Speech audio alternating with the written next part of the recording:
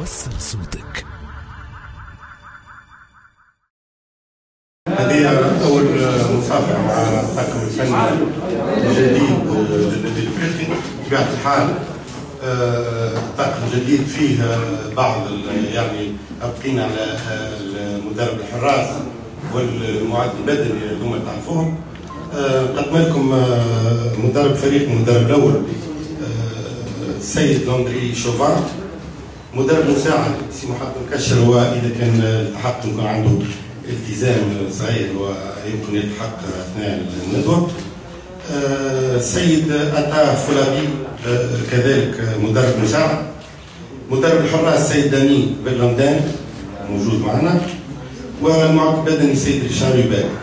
Alors je passe la parole à monsieur Chauvin. تنجموا تسالوه ونمشيو تفضل. Merci. On peut poser directement les questions. Présentation. Oui, pas de problème.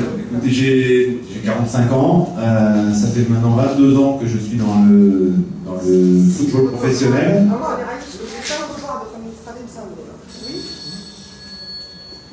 Après 16 ans passés au Stade Rennais Football Club, un club de Ligue 1 française, dont 15 ans au centre de formation où j'ai eu la chance de gagner 3 titres nationaux en France.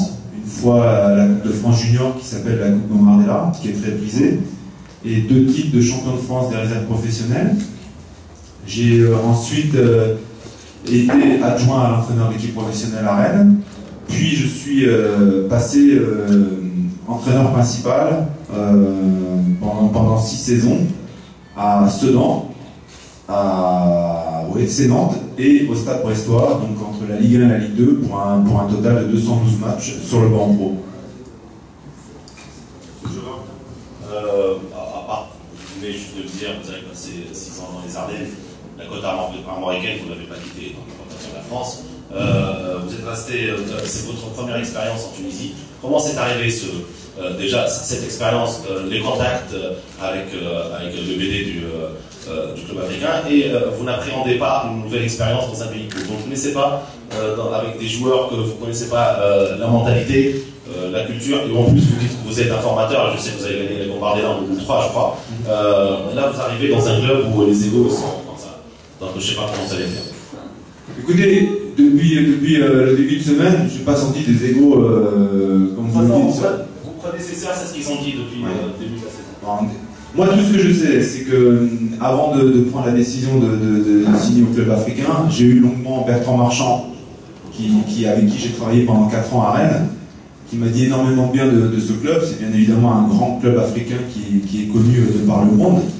Et donc ensuite j'ai regardé quelques matchs, bien évidemment, et c'est une équipe qui a de bons joueurs, qui a sur le plan technique d'excellents footballeurs. C'est vrai qu'ils ne se lâchent pas suffisamment offensivement, c'est le reproche qui a été fait à l'équipe dirigeante précédente, mais d'abord, au passage, je voudrais d'abord signaler que leur rendre hommage, parce que je prends aujourd'hui, j'ai l'honneur de prendre un club qui est premier au classement, donc c'est pas rien.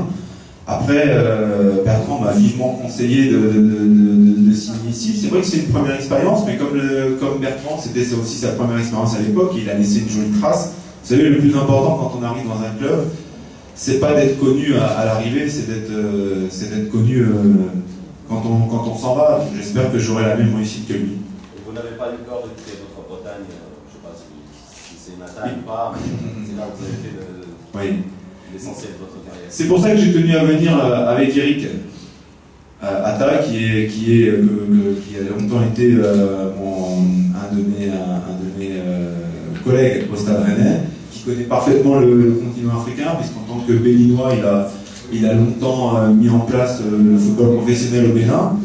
Et puis j'ai la chance, je tenais absolument à ce qu'il y ait un adjoint également tunisien, et avec Mohamed Kacher, on a la chance d'être avec quelqu'un qui connaît parfaitement le club, puisqu'il y est passé, qui connaît parfaitement le football tunisien, puisqu'il était l'an passé adjoint à la sélection. Donc aujourd'hui, tout est réuni pour que la méconnaissance que je peux avoir des joueurs, c'est tout à fait logique quand on arrive dans un nouveau pays, soit rapidement atténué par la présence d'Eric et de Mohamed. Coach, bonjour, bienvenue. Donc la question qui se pose maintenant, qu'est-ce qui peut ajouter Chauvin au club africain qui est actuellement premier leader de la Ligue 1? Déjà rester premier, après comme le classement, comme vous pouvez le voir sur le classement, c'est vrai que le club africain n'a marqué que 13 buts, soit un but par match, donc c'est un petit peu le reproche qui était fait au précédemment. Alors après vous allez me dire si dimanche prochain on gagne 3-2, vous serez ravis parce qu'on a marqué 3 buts. Et puis les critiques seront là pour dire ouais, ils ont encaissé presque autant de buts qu'ils en ont pris sur la phase aller. Moi, ma philosophie, et dans toutes les équipes, vous pouvez le vérifier, mes équipes ont toujours été dans le trio de tête du classement des offensifs. Parce que pour moi, le joueur doit arriver le matin avec le plaisir, la banane, et prendre. C'est pour ça qu'on fait énormément de jeux à l'entraînement, vous avez pu le constater depuis le début de la semaine.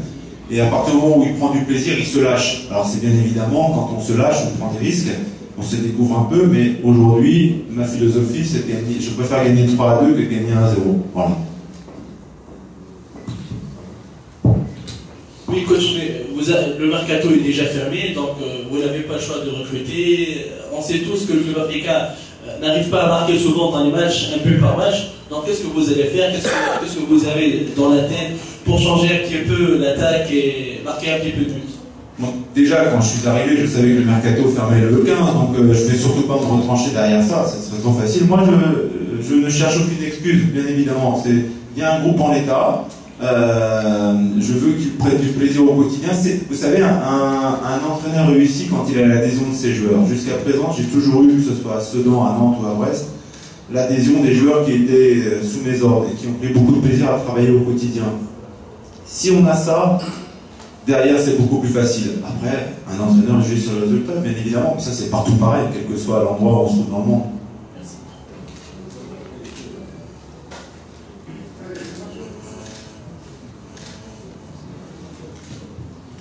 Coach, dites-moi, vous êtes arrivé, vous gardez 2 membres du staff qui travaillaient avec vos prédécesseurs. Est-ce que c'était un choix de votre part ou ça a été imposé par la direction? Peut-être Mohamed Kacha, on ne va pas discuter dessus parce que, à mon avis, ça va être imposé parce que vous avez déjà ramené votre adjoint avec vous. Mais pour M. Hubert et M. Bernadette, est-ce que c'est vous qui avez décidé de les garder?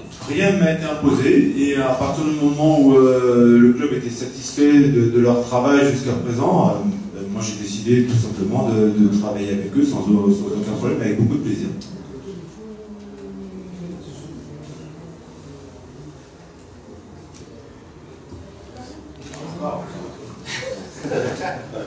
Bon, M. Chauvin, dites-moi, on sait que vous voulez vous entourer de gens de confiance, comme vous l'avez déjà expliqué, et on sait que pour chaque entraîneur, il y a un relais sur le terrain.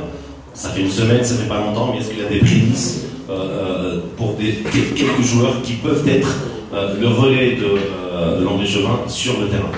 Vous savez, on ne va pas bouleverser l'équipe du jour au lendemain.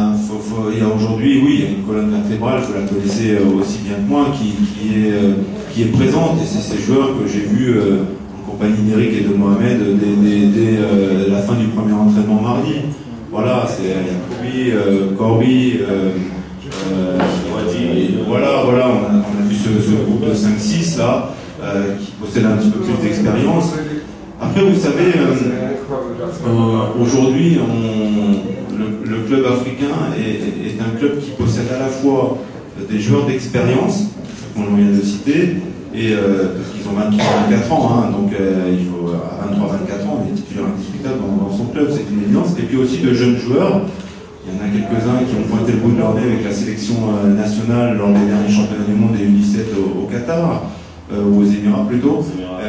Et à partir de là, c'est un mixte.